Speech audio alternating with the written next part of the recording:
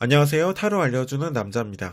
오늘 공부해볼 카드는요, 9번 은둔자 카드가 되겠습니다. 은둔자 하면 어떤 이미지가 떠오르시나요? 은둔. 산에 은둔하면서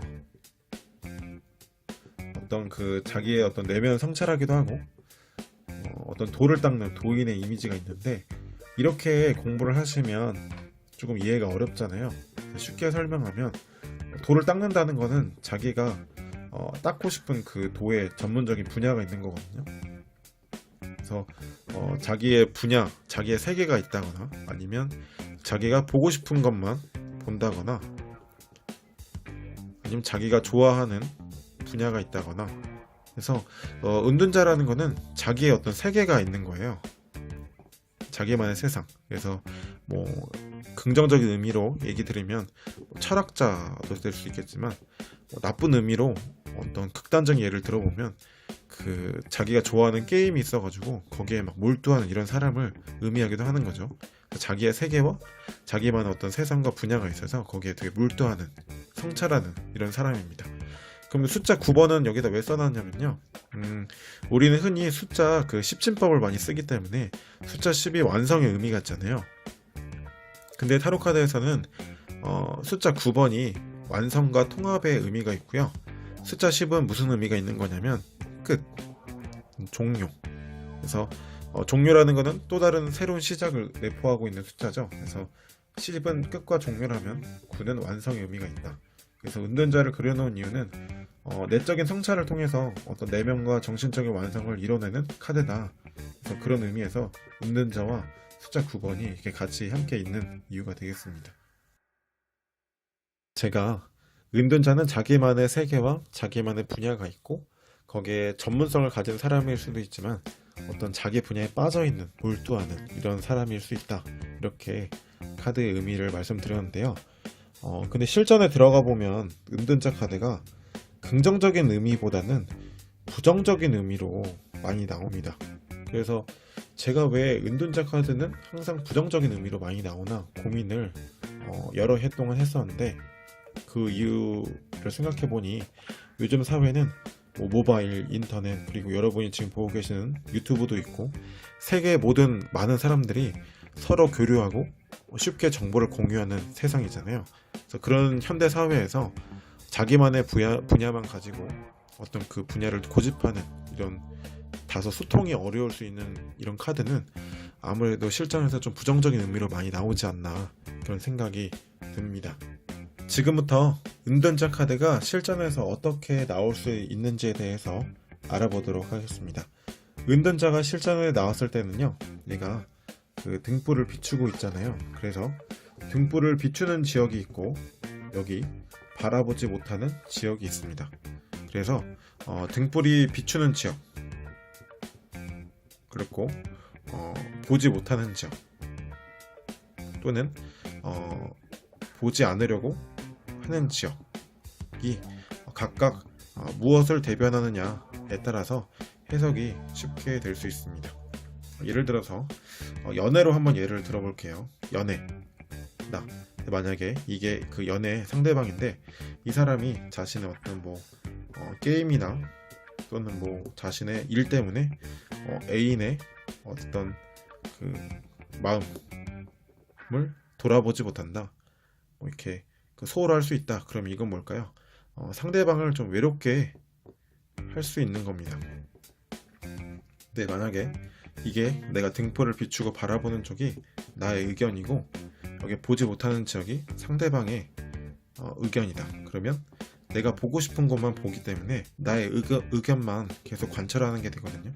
그래서 이렇게 되면 소통이 안 된다. 이렇게 보면 됩니다. 근데 이게 실전에서 소통이 안 된다는 의미로 되게 많이 나오는 것 같아요. 저는 개인적으로.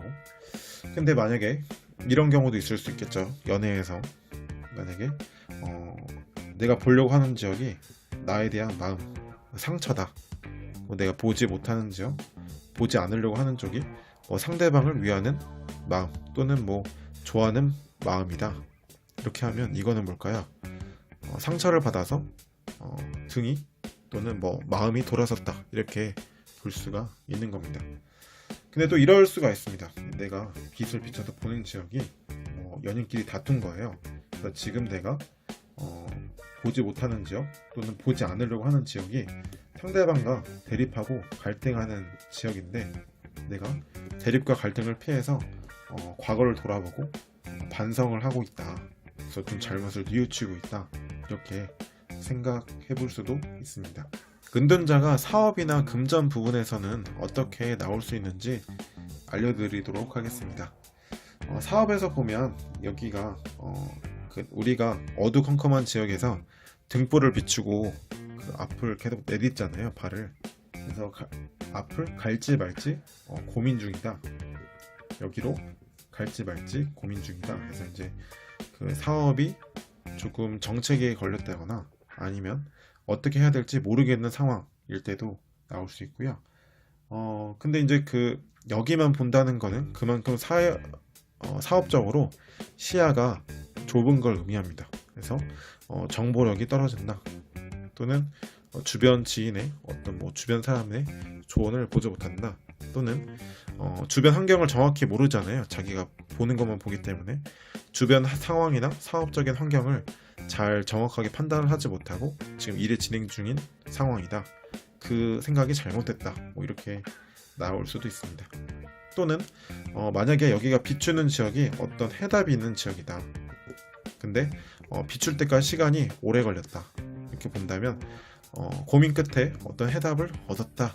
어떤 길이 보이기 시작한다. 이렇게 볼 수도 있습니다. 금전적으로 본다면 이게 어떻게 해석이 될까요?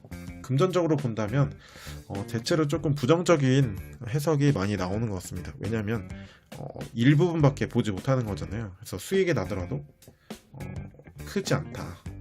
수익이 거의 없다. 이렇게 해석을 할 수 있습니다.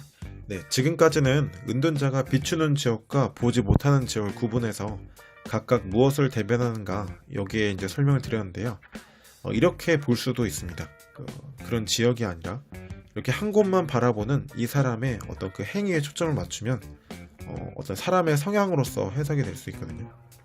어떤 거냐면 여기만 바라보는 거잖아요. 그래서 되게 조심스럽게 행동한다. 또는 굉장히 신중한 상태이다. 이렇게 해석이 될 수 있고요. 부정적인 의미로 본다면 그 분야밖에 모르는 거기 때문에 굉장히 그 시야가 좁고 또는 잘못된 곳을 바라보는 사람일 수도 있기 때문에 그 헛똑똑이일 수 있다. 이렇게 해석이 되고요. 또 이게 그 다른 곳은 바라보려고 생각을 안 하고 한 곳만 계속 바라보려는 사람으로 해석이 되면 굉장히 융통성이 부족한 사람인 거예요. 그래서 자기 고집만 내세우는 사람, 이렇게 해석이 될 수 있습니다. 그리고 이제 기본적으로 소통을 한다기보다는 어떤 내면적인 정신적인 거에만 초점을 맞추는 카드가 되기 때문에 오랫동안 잠자리를 가지지 않는 부부 사이에서도 나타나는 카드가 되겠습니다. 여기까지 9번 은둔자 카드에 대한 설명을 마치고요. 지금까지 타로 알려주는 남자였습니다. 고맙습니다.